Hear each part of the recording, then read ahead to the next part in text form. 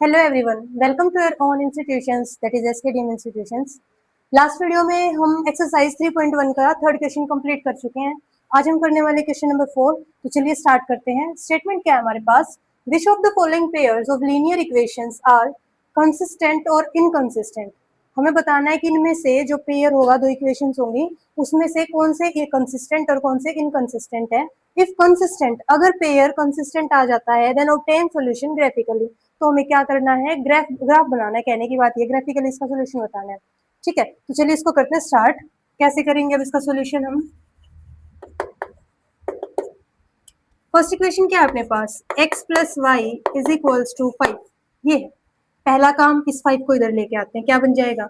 x plus y minus 5। इधर ये plus का था, इधर आएगा तो क्या हो जाएगा? माइनस। ठीक है, फिर क्या करते हैं? इसको कंपेयर करते हैं किससे? a1x plus b1y plus c1 is equal to 0। देखो यहाँ से अपने पास a1 की वैल्यू अगर कुछ भी नहीं आगे तो क्या मानते हैं हम? कोफिशिएंट 1। y के आगे कुछ नहीं है तो कोफिशिएंट क्या मानेंगे? 1। तो a1 की वैल्यू अपने पास क्या आई? 1। b1 देखो कितना आ जाएगा? b1 भी हमारे पास 1। और c1 देखो अब एक बारी, c1 क्या है? 5। 5 के आगे किसका साइन है? माइनस, तो साथ में क्या आ जाएगा? -5। हो गया इतना काम। अब इसके बाद हम लिखेंगे सेकंड इक्वेशन। सेकंड इक्वेशन है अपने पास 2x plus 2y is equals to 10। ठीक है, देखो यहाँ भी 2 है, यहाँ भी 2 और ये भी 2 की टेबल में आता है। तो मैं क्या कर रही हूँ? इन सब को 2 से कट कर देती हूँ दोनों साइड। और अगर कट करेंगे तो देखो 2 से 2 कैंसिल, क्या बचा? x। 2 से 2 कैंसिल, क्या बचा? y। और ये कैंसिल करेंगे तो क्या आया? 5। ठीक है, अगेन कोफिशिएंट कुछ नहीं है तो क्या मान लेंगे? 1। इसको फिर से कंपेयर किससे करेंगे? a2x plus b2y plus c2 is equal to 0। अब देखो a2 की वैल्यू क्या आई अपने पास? a2 आया अपने पास 1। b2 देखो कितना आया अपने पास? 1। और c2 देखो अपने पास क्या आया? c2 अपने पास आया 5। नहीं, ये इधर आएगा ना? हाँ, ये -5 हो जाएगा। इधर आएगा तो क्या हो जाएगा? -5। तो c2 क्या आ जाएगा? -5। इसको क्या कर सकते हैं हम? -5 इज इक्वल टू 0 किस तरफ ले आएंगे? ठीक है, अब देखो a1 a2 b2 c2 की वैल्यू आ गई, a1 b1 c1 की वैल्यू आ गई। अब क्या करेंगे? कंसिस्टेंसी चेक करेंगे। कैसे करेंगे? a1 बाय a2 ये निकालेंगे, b1 बाय b2 ये निकालेंगे और c1 बाय c2। देखो a1 की वैल्यू अपने पास क्या है? 1। a2 की वैल्यू क्या है अपने पास? 1। तो क्या आ जाएगा? 1 डिवाइड बाय 1। ठीक है, अब देखो b1 की वैल्यू क्या है? 1। b2 की वैल्यू क्या है? 1। ये भी क्या हो जाएगा? 1 डिवाइड बाय 1। अब देखो c1 की वैल्यू क्या है? -5 और c2 की क्या है? -5। तो -5 को -5 से कट करेंगे, अगेन क्या आ जाएगा? 1। तो यहाँ से क्या पता चला कि a1 bye a2 is equal है b1 बाय b2 और इज इक्वल है c1 बाय c2। तो देखो जब ऐसा हो गया तो मतलब लाइन कैसी है? कोइंसिडेंट। तो हम क्या कहेंगे? Lines are coincident. Lines are coincident. Coincident. अगर लाइन कोइंसिडेंट है तो सॉल्यूशन कैसे होंगे? इनफाइनाइट। और इनफाइनाइट सॉल्यूशन होंगे तो हम क्या कहेंगे? It is consistent. It is consistent. और अगर कंसिस्टेंट हो गया है तो हमें क्या बनाना है? ग्राफ। क्या ड्रॉ करना है हमें? ग्राफ। तो चलिए अब ग्राफ के लिए हम क्या करेंगे? इक्वेशन लेंगे और वैल्यूज पुट करेंगे। देखो अपने पास फर्स्ट इक्वेशन क्या है? x plus y is equal to 5 है। यहाँ से हम इसको x में कन्वर्ट कर लेते हैं। x इज इक्वल क्या हो जाएगा? 5 माइनस वाई। अब क्या करेंगे? टेबल बनाएंगे छोटी सी। टेबल में देखो क्या करेंगे? x y। देखो y की वैल्यू मैंने रखी 1। y की वैल्यू क्या रख दी? 1। तो देखो क्या आएगा? 5 माइनस 1 कितना बन गया? 4। अब y की वैल्यू रखी 2।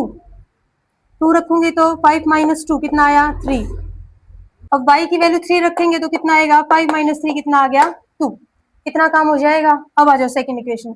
सेकंड इक्वेशन अगर आप लोगों को ध्यान हो तो हमने ना कट करके सेम बनाई थी। क्या बनाई थी? x plus y is equal to 5 ही आई थी। तो अगर इसका ग्राफ देखें, इसके पॉइंट्स देखेंगे तो भी तो सेम ही आएंगे, y और x। 4 3 2 1 2 3 हो गया इतना काम। अब इसका करते हैं ग्राफ ड्रॉ। ग्राफ ड्रॉ करने के लिए हमें क्या क्या चाहिए? x और y एक्सेस। 1 2 3 4 5।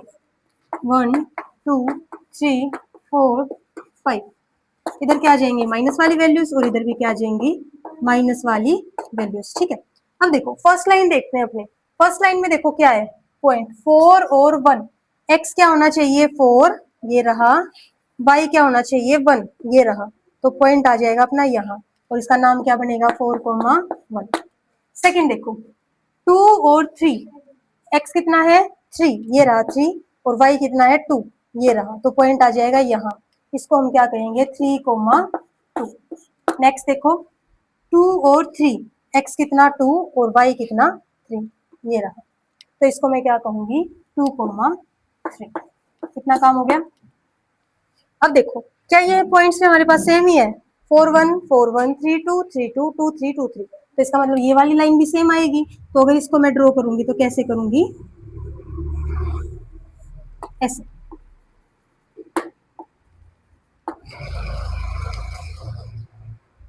ठीक है, तो यहां से अपने पास क्या आया, ये ग्राफ आ गया अपना। हमें इतना काम करना है इसमें, ग्राफ दिखाना है ड्रॉ करके और ये बताना है कि क्या क्या हमारे पास वैल्यूज आएंगी।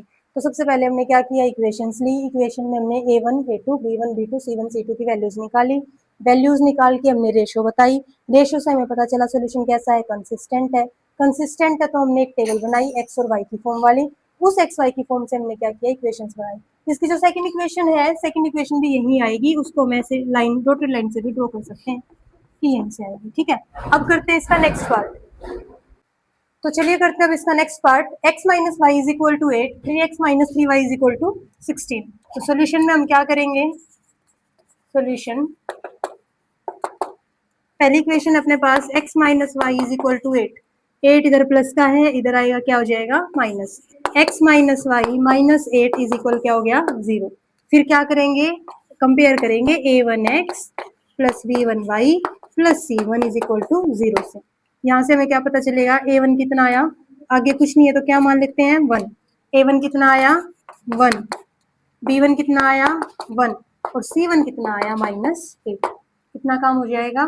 ठीक है, अब देखो सेकंड इक्वेशन देखते हैं अपने पास क्या है, 3x minus 3y is equal to 16। अब 16 इधर इधर प्लस का है, 16 इधर आएगा किसका हो जाएगा माइनस, तो 3x minus 3y minus 16 is equals to 0।